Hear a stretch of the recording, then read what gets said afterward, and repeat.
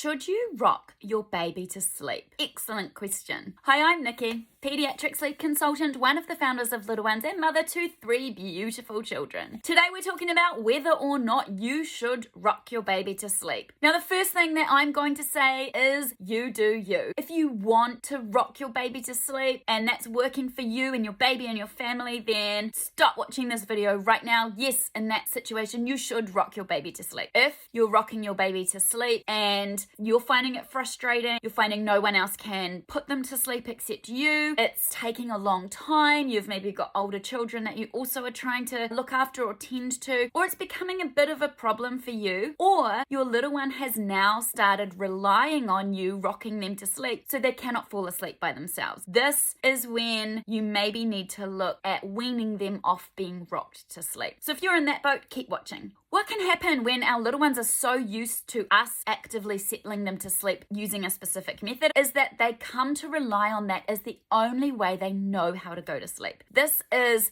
fine in a newborn baby because their sleep is really disorganized.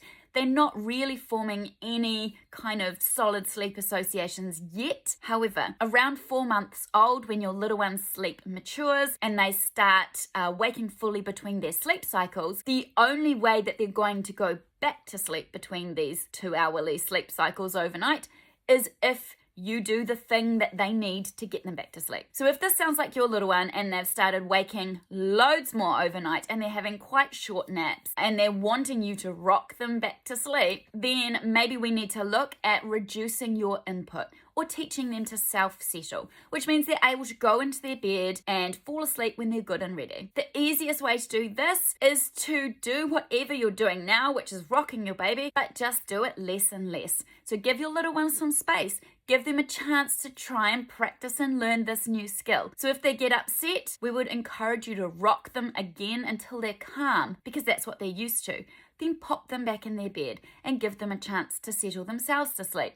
If they get upset, you can pick them up and rock them until they're calm. You get my drift. The goal here is that eventually they will fall asleep in their own bed and then they've done it. And then you just reduce your input less and less. So eventually you should be able to perhaps pop them in their bed, and if they get upset, you can pat their bottom while they're lying in their bed, or you can verbally talk to them and reassure them. They know you're there, you're comforting them, but you're just reducing that rocking input, which is the thing they were relying on so heavily. So that eventually you're able to put them in their bed awake, ready for sleep, and they will drift off to sleep on their own. And that, I guarantee you, will see your little one sleeping a whole lot better at night and napping for longer and having longer naps during the day.